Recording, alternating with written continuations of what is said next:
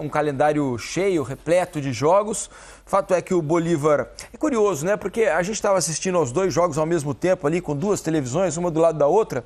E o Flamengo, Alex, aparentemente fazia um jogo melhor do que o Palmeiras, né? Se a gente comparasse o primeiro tempo do Flamengo contra o do Palmeiras, apesar dos quase 4 mil metros de altitude do Flamengo, o Flamengo, claro, permitia muito ao Bolívar, mas também tinha suas estocadas, conseguia criar perigos ao Bolívar, coisa que absolutamente não acontecia no jogo do Palmeiras. E mesmo assim o Flamengo não conseguiu um resultado, foi o Palmeiras quem conseguiu na segunda etapa, que foi aí sim bem melhor. Mas o Flamengo perde num jogo duro contra um adversário que não só é bom lá na altitude, mas tem se mostrado forte fora também. E ele chega a 9 pontos no grupo do Flamengo. 3 jogos, 3 vitórias do Bolívar. O Flamengo fica com 4. São 5 de desvantagem para o primeiro colocado, o time boliviano. Alex, boa noite, bem-vindo ao Troca. Boa noite, Felipe, Mansura, todo mundo que está em casa acompanhando. Essa diferença ela acaba vindo, e o Flamengo com 1.000 metros de altitude a mais, com uma equipe, se a gente for colocar, eu acho que o Bolívar e o Del Valle, a gente julga que o Del Valle seja um pouco melhor, de repente, mais maduro, pode dizer? Bolívar é um dos únicos times com 100% de aproveitamento. Isso. Para te falar a verdade, eu gostei dos dois times, tanto do Bolívar quanto do Del Valle. E a gente já enalteceu essa questão do Bolívar aqui, que realmente ele estruturou um belo time e vem com uma proposta de equipe que joga futebol dentro e fora de casa, só que ele ganha esses 2 jogos em casa e já ganhou um fora. Né? Então, esses 2 jogos em casa, esse confronto direto com o Flamengo, ele ganha esse primeiro jogo. Mesmo que ele perca aqui para o Flamengo, ele ainda vai ficar. Então, o Bolívar vai classificar, né? É um ponto. O Palmeiras é um troço absurdo, assim, então não dá realmente mais para duvidar nada. O Palmeiras acho que nem precisa treinar para jogar 90 minutos, né? Então, já está tranquilo nesse sentido. Mas realmente fica comprometido um pouco ou muito, porque a gente não sabe os elencos de que maneira que eles vão reagir jogando na altitude. Mas o Palmeiras mostra que é possível você fazer isso no segundo tempo, que você vai ter uma queda de energia e tudo, perante o primeiro tempo que eles acabaram fazendo. O Flamengo, ele consegue aguentar aquilo que é possível, consegue criar chance, e poderia ter feito 2-1 com o Bruno Henrique, naquela que ele foi e trombou com a trave, parece que ele se intimidou também, correndo com a trave. Acho que ele ficou com medo do choque com a trave e não entrou com a força. Porque você tá vendo a bola e você tá sabendo que você tá chegando perto da trave, porque ele tava, parece que inteiro na bola. Mas o Bolívar, ele acaba vencendo, não é fácil jogar lá. Não vi nada de anormal realmente na programação que o Flamengo fez, de levar esses jogadores nessa composição. É lógico que tudo que você for jogar na altitude, ainda mais em La Paz, lógico também lá em Quito, você vai precisar de algo mais, Felipe. Isso não tem como, você já vai ter com um psicológico desse jeito. Ao mesmo tempo, você não consegue ter ideia. Você vê pelo menos o Tite, com a idade dele, passado dos 60, tem gente que mesmo não fazendo esforço, ele sofre. Nós vimos, deu para ver, eu pelo menos pude ver o Tite inteiro nesse sentido, né? Então você nunca sabe como que eles vão se comportar ao longo do passar dos jogos.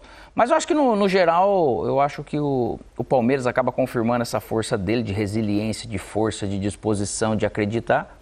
E o Flamengo, com o seu talento, poderia até ter feito sim, ter tido uma sorte melhor, ou construído uma sorte melhor, vamos dizer, para ter saído com um resultado melhor, mas também acho que nada desesperador, nada muito fora do normal. É claro que eles imaginavam, né, Mansur, vencer o jogo lá no Bolívar, se fosse possível, né, talvez trazer um empate lá do jogo da Bolívia, mas acho que pela programação, essa era uma derrota que eles já admitiam como possível. Apesar dela ter de um grupo em que o Flamengo tem mais 2 jogos em casa das últimas 3 partidas. A grande questão foi não ter vencido o Milionários quando teve um homem a mais durante parte importante do jogo, porque essa derrota de hoje, ela cria uma situação. Bolívar, Atlético Mineiro e River Plate são os únicos 3 times com 100% de aproveitamento em 3 rodadas de Libertadores. Tem grupos que não completaram as 3 rodadas, mas ninguém chega a 9 pontos. Esse resultado de hoje, se você considerar que o Bolívar deve já vencer um jogo fora, tem mais um jogo em casa, ele deve chegar a 12 pontos. O Flamengo torna muito difícil a possibilidade, porque o Flamengo chega no máximo a 13. O Bolívar, se ganhar apenas o jogo dele em casa e perder os outros 2 jogos como visitante, ele fica em 12. Então, a possibilidade do Flamengo ser primeiro do grupo, nesse momento, ela se tornou bem mais remota. E isso foi um problema já ano passado para o Flamengo, que foi tentar administrar jogo na fase inicial com o Alcas, por exemplo, teve tropeço e acabou enfrentando o Olímpia com o segundo jogo fora. É verdade, faz diferença, jogou muito jogou mal, mas a diferença decidir fora. Claro que faz. E o Flamengo criou para si esse prejuízo na fase de grupos do ano passado, num grupo que nem era tão desafiador assim. Então, eu acho que o planejamento era tentar, sabendo da dificuldade, tentar ganhar um ponto nesse jogo. Porque um ponto mudava muito a configuração do grupo que a gente está vendo. Você teria o Bolívar com 7 e o Flamengo com 5, um confronto com o Bolívar no Maracanã, para o Flamengo ser primeiro do grupo, fazendo os seus resultados. Agora, o Flamengo vai jogar um jogo. Amanhã tem Milionários e Palestino. E vale lembrar que o Milionários joga 2 vezes contra o Palestino ainda, que na teoria é o time mais fraco do grupo, né? Pode fazer 6 pontos. O Flamengo vai ter uma pressão para ter resultado bom no Chile contra o Palestino, embora ele seja tecnicamente muito superior, mas é fora de casa, nunca é um jogo tão confortável quanto no Maracanã e está absolutamente proibido de tropeçar no Maracanã para também não pôr em risco classificação. Então existe um complicador, porque o Flamengo fez 2 jogos. Tem uma coisa na tabela dos cabeças de chave da Libertadores, que é você fazer 3 jogos fora dos seus 4 primeiros. Se é verdade que você tem os 2 últimos em casa, fazer 3 jogos fora dos 4 primeiros... Era melhor fazer um intercalado, né? Joga um em casa, um fora, um em casa, um fora. Também não acho que é uma boa isso. E nessa linha, se a gente for olhar a tabela, o Bolívar... Por que o Roger tá falando um oxítona Bolívar? Não é Roger Flores, eu não tô entendendo. Só ele para poder nos explicar. Isso aí, na verdade, com o acento, acho que tá no lugar errado para ele. Mas assim, ó, o Bolívar, se a gente for ver, ele ganhou do Palestino de 4 fora de casa. Isso. Em casa, imagina. Com o Milionários, ele ganhou em casa. Então ali é coisa que ele... Como time, se a gente for pegar, ele é ainda melhor do que o Milionários. Realmente ele vai brigar por um primeiro geral, a não ser que ele caia muito de produção, por aquilo que a gente está vendo de produção. A gente não está empolgado só com os resultados, né, cara? Porque mesmo jogando lá, a gente já viu que o Bolívar ou o The Strongest, qualquer outro time, se não tem qualidade, ele não vence. Então, realmente, o Flamengo, ele abre essa brecha no geral para, de repente, ter um pouco mais de dificuldade. Uma outra coisa sobre o jogo de hoje, pelo menos essa no aspecto positivo do jogo, o Vinha fez um bom jogo. Jogou o nível do mar, né? Jogou muito bem. Se Vinha, ele veio, né? O Vinha jogou bem, ele não vinha conseguindo render o nível normal dele, né? De Palmeiras, de Europa, de seleção uruguaia. Hoje ele fez um bom jogo, apareceu à frente, conseguiu, dentro de toda a dificuldade normal de jogar a quase 4 mil metros de altitude, um bom jogo, um jogo consistente do Vinha, né, Mansur? Foi talvez o jogador que parecia menos sentir. Nada mal começar um jogo fazendo um gol rapidinho daquele jeito. Para ele, eu acho que veio um pulmão novo a mais ali, né, cara? Exato. E parecia ser o jogador. Porque toda a avaliação desse jogo tem que levar em conta as condições em que a partida era disputada. Ele claramente parecia o jogador que menos estava sentindo. Pelo menos a impressão nossa, né? Porque ele conseguia ter presença ofensiva por vezes. O lance do gol é uma arrancada dele, que não é simples, até para você... Eu imagino que o mais difícil seja depois de fazer uma arrancada dessa. Por exemplo... Um bom lance, vale lembrar também do Gerson. Do Gerson. Que consegue limpar o lance, briga, ganha e consegue fazer uma combinação com ele. Vinha. Mas se você for ver o motorzinho, que é o De La Cruz, e a condição física do Bruno Henrique, é só você comparar a condição física deles no jogo com o Vinha.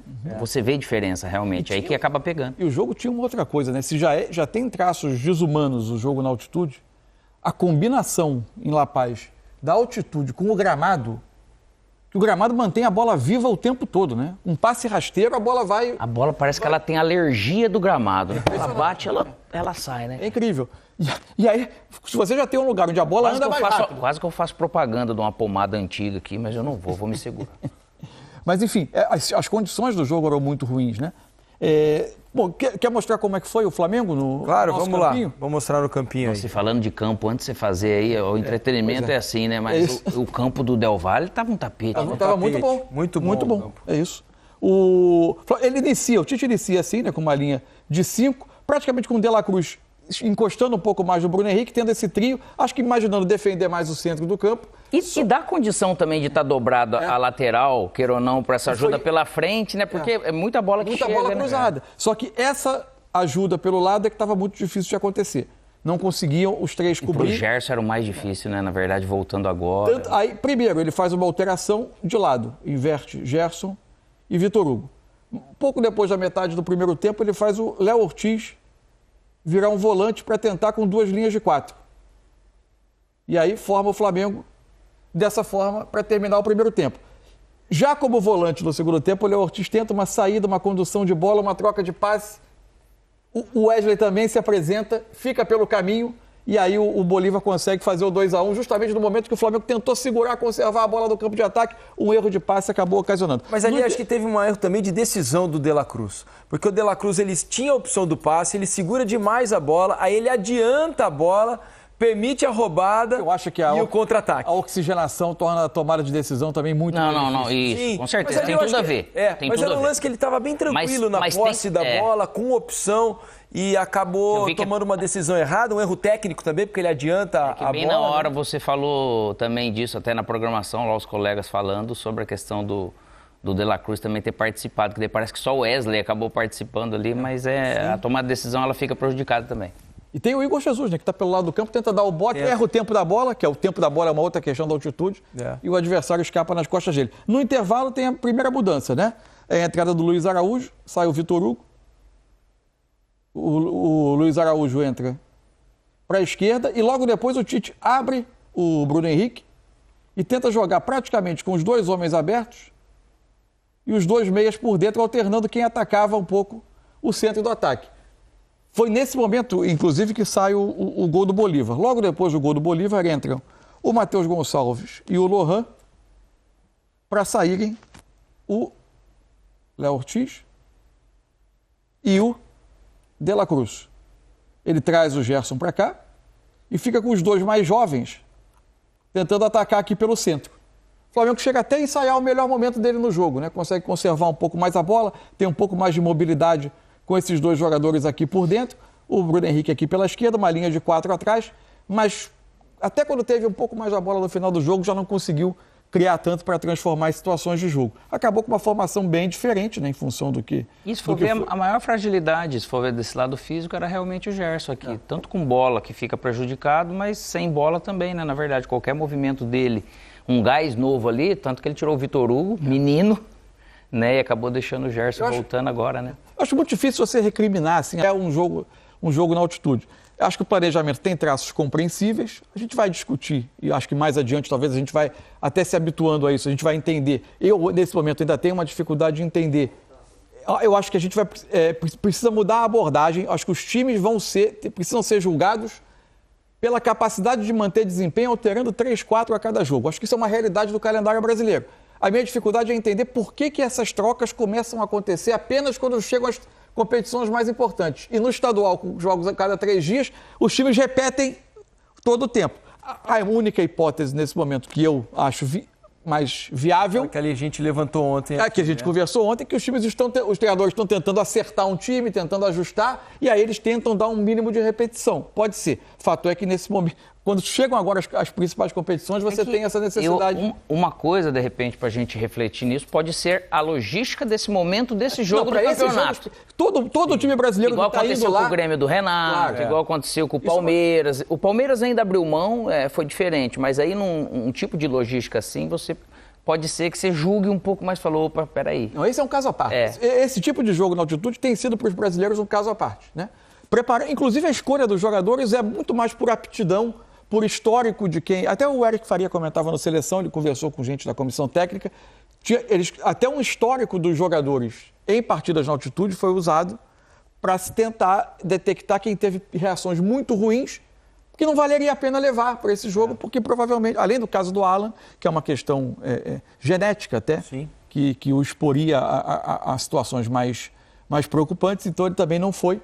Então as escolhas são todas atípicas, não é só o componente futebolístico, técnico, tático, que está presente na montagem do grupo que vai para o jogo. Igual eu falo, cara, eu já vi muitos atletas e gente da comissão, mas passando muito mal.